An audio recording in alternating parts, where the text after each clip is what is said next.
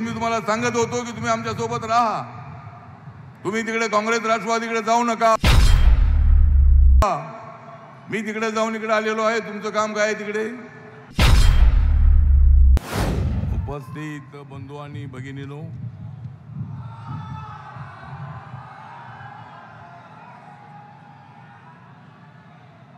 आपणाला या महाराष्ट्राला लागलेली आहे महाराष्ट्राला लागलेली महाविकास आघाडीची उकळून काढायची असेल कीड, या महाराष्ट्राला लागलेली महाविकास आघाडीची उकळून टाकायची असेल कीड, तर पंकजा ताईंसाठी आपण सर करा मतदारसंघ बीड। पंकजा ताईंचं काम करण्यामध्ये फार मोठं आहे स्पीड, पंकजा ताईंचं कामामध्ये फारच आहे स्पीड। मग का निवडून येणार नाही पंकजा ताईंसाठी बीड? माननीय नरेंद्र मोदीजी थोड्याच वेळात मंचकावर येणार आहेत, देशाचा लाडका नेता आपल्या समोर येणार आहे। माननीय गोपीनाथ मुंडे यांच्या आठवणी आमच्या मनामध्ये आहेत। गोपीनाथ मुंडे यांनी फार मोठं काम केलेलं आहे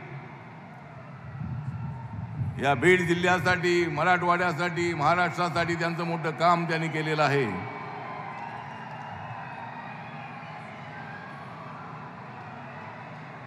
बसा बसा, मोदी साहेब येत आहेत, बसा।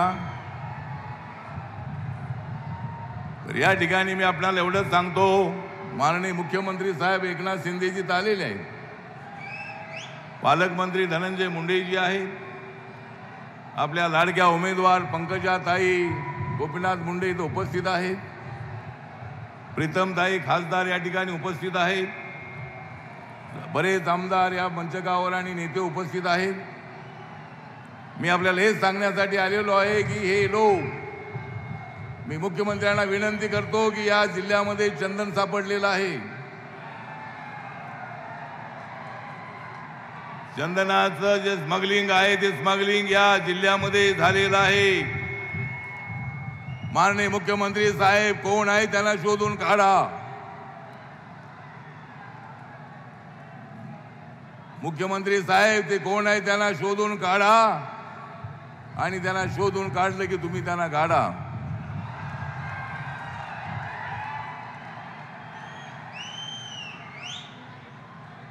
आपल्या सर्वांना एकच गोष्ट सांगतो, माझ्या बौद्ध समाजाला, दलित समाजाला सांगतो, या देशाचं संविधान कोणीच बदलणार नाही। जर कोणी संविधान बदलण्याचा प्रयत्न केला तर त्याच्या पाठीमध्ये मी लाथ घातल्याशिवाय राहणार नाही।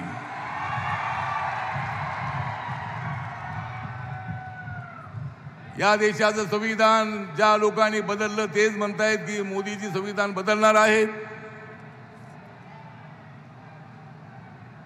आपल्याला माहिती आहे की आपल्याला बाबासाहेब आंबेडकरांनी दिलेलं संविधान, संविधान सभेने बनवलेलं संविधान, ड्राफ्टिंग कमिटीचे चेअरमन म्हणून बाबासाहेब आंबेडकरांनी ड्राफ्टिंग कमिटीचा ड्राफ्ट जो होता तो डॉक्टर राजेंद्र प्रसाद पंडित जवाहरलाल नेहरू यांना सुपूर्द केला 26 नोव्हेंबर 1949 ला। त्यांच्या तोंडातून उद्गार निघाले की बाबासाहेब आंबेडकर आपण या संविधानाचे खरे शिल्पकार आहात, आणि बाबासाहेब आंबेडकरांनी संविधानासाठी फार मोठे कष्ट घेतले। 26 नोव्हेंबर हा दिवस नरेंद्र मोदी यांनी देशामध्ये संविधान दिवस म्हणून पाळण्याचा आदेश दिला, आणि साऱ्या शाळांमध्ये, कॉलेजमध्ये, ऑफिसेसमध्ये 26 नोव्हेंबर हा दिवस साजरा केला जातो। हे काँग्रेसला कधी आठवलं नाही। अरे तुमच्यासोबत आठवले असताना तुम्हाला आठवलं नाही तर तुम्हाला कधी आठवणार? तुम्हाला ते आठवलं नाही। बाबासाहेब आंबेडकरांना भारत रत्न देण्याचं तुम्हाला आठवलं नाही। बाबासाहेब आंबेडकरांचा फोटो जो आहे तो सेंट्रल हॉलमध्ये लावायचं तुम्हाला आठवलं नाही। बाबासाहेब आंबेडकरांनी या ठिकाणी संविधान लिहिलं रात्र जागून, 26 अलीपूर रोड दिल्ली, त्या ठिकाणी स्मारक बनवायला मी अनेक वेळेला तुम्हाला भेटलो पण तुम्ही ऐकलं नाही। मोदीजी आल्यानंतर ताबडतोब या ठिकाणी सुंदर स्मारक बनवलं। डॉक्टर आंबेडकर फाउंडेशनच्या जागेवर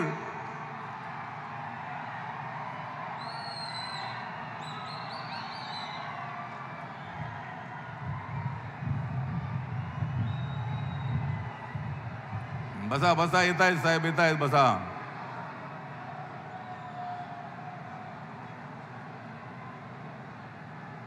तर बाबासाहेब आंबेडकरांचं जी प्रतिमा होती, बाबासाहेब आंबेडकरांचं स्मारक त्या ठिकाणी doctor Ambedkar international centre Modi साहेबांनी बनवलं. मुंबईमध्ये मी तुम्हाला सांगतो, एकनाथ शिंदे साहेब इथं आहेत. बाबासाहेब आंबेडकरांचं हिंदू मिलच्या जागेची किंमत होती 3600 कोटी रुपयाची.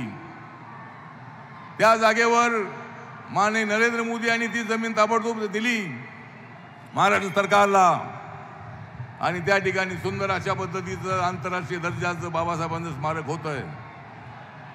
बाबासाहेबांचा 450 फुटाचा पुतळा, भव्य पुतळा त्या अरबी समुद्राच्या ठिकाणी उभा राहणार आहे हिंदू मिलच्या जवळ. एवढी सगळी कामं करणारे नरेंद्र मोदी संविधान कसं बदलणार? मी तुम्हाला सांगतो की राहुल गांधी म्हणतायत की आरक्षण काढून घेणार आहेत. मोदी साहेबांनी अनेक वेळेला सांगितलेलं आहे की आरक्षणाला आमचा पूर्ण पाठिंबा आहे. बीजेपीने सांगितलं आमचा पूर्णपणे पाठिंबा आहे. चंद्रशेखर बावनकुळे साहेब सारखे सांगतायत की आरक्षण हे आमचं सर्वांचं आरक्षण आहे, त्याला आमचा पाठिंबा आहे. देवेंद्र फडणवीस सांगतायत की आमचा आरक्षणाला पाठिंबा आहे. एकनाथ शिंदेजी सांगतायत आरक्षणाला आमचा पाठिंबा आहे. आणि SC ST OBCचं जे आरक्षण आहे, या आरक्षणाला धक्का लागणार नाही.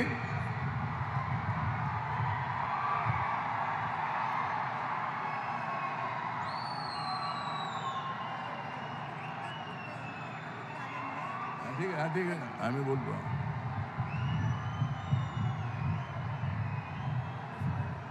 तर राहुल गांधी, मी हैदराबादवरून इथं आलो. काल मी तेलंगणामध्ये होतो. किशन रेड्डी त्या ठिकाणी तेलंगणाचे बीजेपीचे अध्यक्ष आहेत, त्यांच्या प्रचारासाठी मी हैदराबादमध्ये काल होतो. आणि त्या ठिकाणी मला माहिती मिळाली की तेलंगणामध्ये राहुल गांधी यांनी सांगितलेलं आहे,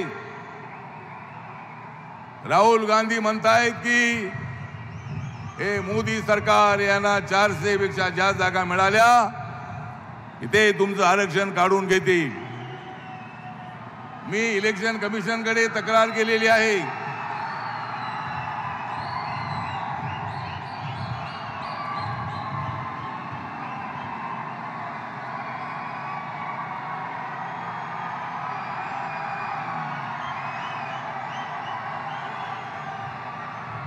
बसा बसा साहेब, येत आहेत, बसा.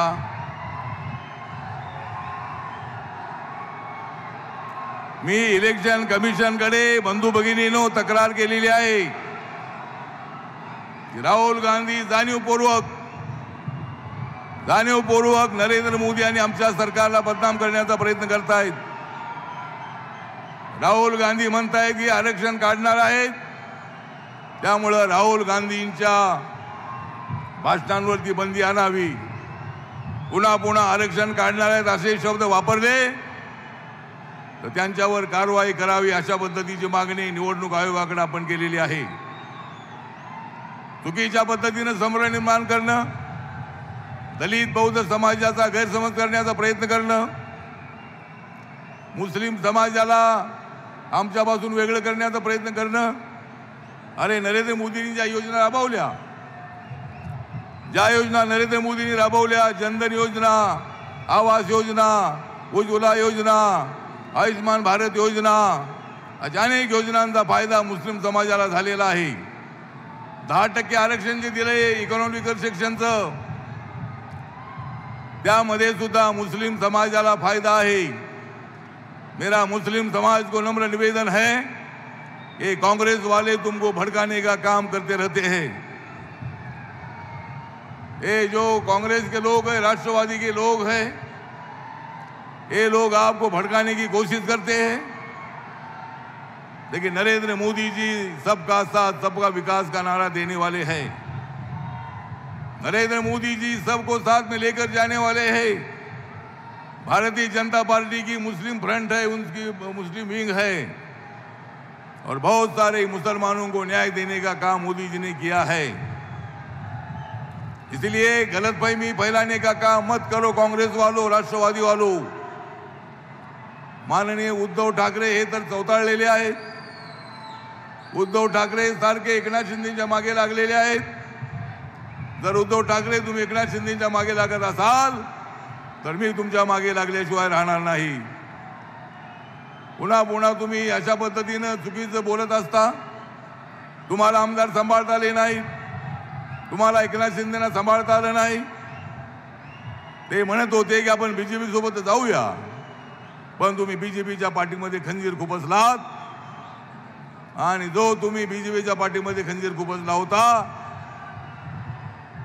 एकनाथ शिंदेजी 40 नव्हे, शिवसेनेचे 40 आणि अपक्ष 10 ते 50 आमदारांना घेऊन आमच्याकडे आले आणि त्यांना मुख्यमंत्री पदाची जबाबदारी दिली। नरेंद्र मोदींनी, अमित शहानी त्यांना मान्यता दिली आणि आज एकनाथ शिंदे विकासाचं काम करतायत। एकनाथ शिंदे गावागावामध्ये फिरतायत। घरात बसून ते राजकारण करत नाहीत। घरात बसणाऱ्यांना आता घरात बसवल्याशिवाय आम्ही राहणार नाही। या निवडणुकीमध्ये आम्हाला 40-45 पेक्षा जास्त जागा मिळाल्या पाहिजेत। ही बीडची जागा जी आहे ती बीडची जागा, मी तुम्हाला सांगतो की जर तुम्हाला या ठिकाणी गोपीनाथ मुंडे साहेबांची आठवण ठेवायची असेल तर प्रीतमताईंनी तर चांगलं काम केलेलंच आहे, पण पंकजाताई या गोपीनाथ मुंडे यांची लेक आहे आणि गोपीनाथ मुंडे यांच्या मुलीला तुम्हाला प्रचंड मतांनी निवडून द्यायचं आहे।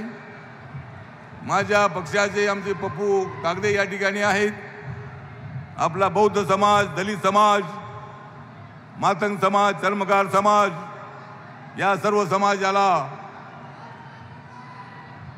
13 तारखेला म्हणजे निवडणुकीची तारीख आहे 13, निवडणुकीची तारीख आहे 13 आणि तुतारीचे वाजवा तुम्ही 12।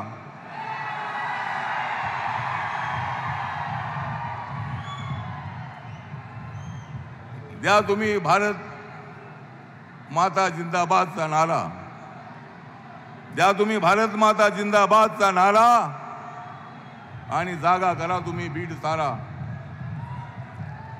आपल्याला हे सगळं काम करायचं आहे। सर्व जाती जमातींना घेऊन जाणारे मुंडे साहेब होते। माझ्या बरोबर गोपीनाथ मुंडे साहेबांचे फार जवळचे संबंध होते। नामांतराच्या लढ्यामध्ये बाबासाहेब आंबेडकरांचं नाव मराठवाडा विद्यापीठाला देण्यासाठी भारतीय जनता पक्ष त्यावेळेला आमच्या सोबत होता। आम्ही भाजपसोबत नव्हतो, पण बाबासाहेब आंबेडकरांच्या नावासाठी भारतीय जनता पार्टी, प्रमोद महाजन, गोपीनाथ मुंडेजी हे सगळे जेलमध्ये गेले होते नामांतरासाठी। त्यामुळे त्यांचं मी आभार व्यक्त करतो की बाबासाहेब आंबेडकरांचं नाव जे मराठवाडा विद्यापीठाला मिळालेलं आहे त्याच्यामध्ये बीजेपीचा सुद्धा फार मोठा वाटा आहे। नामांतरामध्ये प्रमोद महाजन, गोपीनाथ मुंडे यांचा फारच मोठा होता वाटा। म्हणून या निवडणुकीमध्ये काढा तुम्ही महाविकास आघाडीचा काटा। आपण सर्वांनी मिळून पंकजाताईंसारखी एक अत्यंत अनुभवी महाराष्ट्राच्या मंत्रिमंडळामध्ये त्या 5 वर्ष राहिलेले आहेत। त्यांना अत्यंत अनेक खात्यांचा चांगला अनुभव आहे। बीडमध्ये पाणी कसं आणायचं याची त्यांना कल्पना आहे। धनंजय मुंडे आता कृषी मंत्री आहेत। या भावा बहिणींचं जमत नव्हतं, पण जमत नसलं तर दोघांशिवाय त्यांना गमतही नव्हतं। आता हे दोघे सुद्धा एकत्र आलेले आहेत। सर्वजण एकत्र आलेले आहेत। आम्ही सगळे एकत्र आलेलो आहोत। त्यामुळे आपल्याला एक गोष्ट लक्षात ठेवायची आहे, ही जी निवडणूक आहे, निवडणूक आपली अत्यंत महत्त्वाची निवडणूक आहे। या निवडणुकीमध्ये नरेंद्र मोदींना 3ऱ्यांदा प्रधानमंत्री बनवायचं आहे। देशातला दलित समाज मोठ्या संख्येने त्यांच्या पाठीशी उभा आहे। मागच्या निवडणुकीमध्ये 303 जागा बीजेपीला आणि एनडीएला 329 जागा होत्या। या वेळेला बीजेपीच्या 370 आणि आपणाला एनडीएच्या 400 पेक्षा जास्त जागा निवडून आणायच्या आहेत आणि त्यासाठी राहिलेले 5 दिवस आहेत. या 5 दिवसामध्ये घराघरापर्यंत आपण पोहोचायचं आहे. मुस्लिम समाजाच्या घराघरापर्यंत पोहोचायचं आहे. त्यांना समजावून सांगायचं आहे. मुस्लिम समाज को मेरा निवेदन है कि आप कांग्रेस के बहकावे में आने की कोशिश मत करो. ये कांग्रेस वाले बहुत बड़े खतरनाक हैं. ये कांग्रेस वालों ने देश का पूरा सत्यानाश कर दिया है. देश को गरीबी में लौटने का काम इन लोगों ने किया है. हिंदू मुसलमानों में दरार पैदा करने का काम कांग्रेस ने किया है. दलित और सवर्णों में विवाद पैदा करने का काम इन्होंने किया है. मराठा समाजाच्या आरक्षणाला आमचा पूर्णपणे पाठिंबा आहे. तर एससी एसटी ओबीसीला आरक्षण मिळतंय त्याच धर्तीवर मराठा समाजाला आरक्षण मिळालंच पाहिजे अशा पद्धतीची आमची भूमिका आहे. मनोज जरांगे पाटील यांच्या आंदोलनाला आमचा पाठिंबा आहे. त्यांना आरक्षण मिळालं पाहिजे भूमिका पंकजाताई सारख्या मांडतायत. माननीय मुख्यमंत्र्यांनी 10% आरक्षण देण्याचा निर्णय घेतलेला आहे. महाराष्ट्र सरकारने एकनाथ शिंदे, देवेंद्र फडणवीस, अजितदादा पवार यांच्या सरकारने 10% आरक्षण मराठा समाजाला देण्याचा निर्णय घेतलेला आहे. राज्यामध्ये तो कायदा लागू केलेला आहे. राज्यामध्ये ते आरक्षण मिळालेलं आहे. आमच्या भारत सरकारकडे हा प्रस्ताव आला, नक्की आम्ही त्या संबंधामध्ये विचार करणार आहोत. मराठा समाजाला माझं नम्र निवेदन आहे की मराठा समाज हा सगळेच मराठा श्रीमंत नाहीत. ज्यांचं उत्पादन 8 लाखाच्या आतमध्ये आहे त्यांनाच आरक्षण मिळणार आहे. ओबीसीला सुद्धा जे आरक्षण मिळते त्याच्यामध्ये ज्यांचं उत्पादन 8 लाखाच्या आतमध्ये आहे त्याच कुटुंबांना ओबीसीचं आरक्षण मिळतंय. सर्वांना ते आरक्षण मिळत नाही. आणि हा माझ्या मंत्रालयाचा विषय आहे. आज माझ्याकडे सोशल जस्टिसचं मंत्रालय आहे. उद्या कुठलं मंत्रालय येणार आहे का मला माहीत नाही आहे. पण मला कुठलंही मंत्रालय मिळालं तर मंत्रालय कसं चालवायचं मला चांगलं माहिती आहे. आणि माझ्यावर चांगली जबाबदारी नरेंद्र मोदीजी सोपवतील. माझा रिपब्लिकन पक्ष जो आहे देशाच्या कानाकोपऱ्यामध्ये आहे. अंदमान निकोबारमध्ये माझ्या पक्षाच्या शाखा आहेत. नागालँडमध्ये माझ्या पक्षाचे 2 आमदार निवडून आलेले आहेत. मणिपूरमध्ये माझ्या पक्षाचा आमदार 183 मतांनी हरला होता. आणि माझा पक्ष मी देशभरामध्ये वाढवलेला आहे. कोण म्हणतोय बीजेपी वाले मोदी साहेब दुसऱ्यांचे पक्ष संपवतात. उद्धव ठाकरे म्हणतात हे दुसऱ्यांचे पक्ष संपवतात. माझा पक्ष देशभरामध्ये वाढलेला आहे. माझा पक्ष कोणी संपवलेला नाही. तुमचा पक्ष तुम्ही संपवला. धनुष्यबाण तुमच्याकडून गेलं आणि आता मशाल तुम्ही हातात घेतलेली आहे. मशाल जी आहे ती किती वेळ चालणार आहे बघूया. किती दिवस पेटत राहणार आहे ती बघूया. आता ती पेटलेली दिसते पण निवडणुकीनंतर ती मशाल विझलेली तुम्हाला पाहायला मिळेल. त्यामुळं या ठिकाणी तुम्हाला आमच्यासोबत राहायला होत. उद्धवजी मी तुम्हाला सांगत होतो की तुम्ही आमच्यासोबत राहा. तुम्ही तिकडे काँग्रेस राष्ट्रवादीकडे जाऊ नका. मी तिकडे जाऊन इकडे आलेलो आहे. तुमचं काम काय आहे तिकडे. तुम्ही तिकडे गेलात. ज्या माननीय बाळासाहेब ठाकरे यांनी काँग्रेसचा आयुष्यभर विरोध केला, राष्ट्रवादी काँग्रेसचा विरोध केला, त्यांच्यासोबत तुम्ही मुख्यमंत्री पदासाठी तुम्ही गेलात आणि या महाराष्ट्रामध्ये तुम्ही चुकीच्या पद्धतीचं राजकारण तुम्ही चालू ठेवलेलं आहे.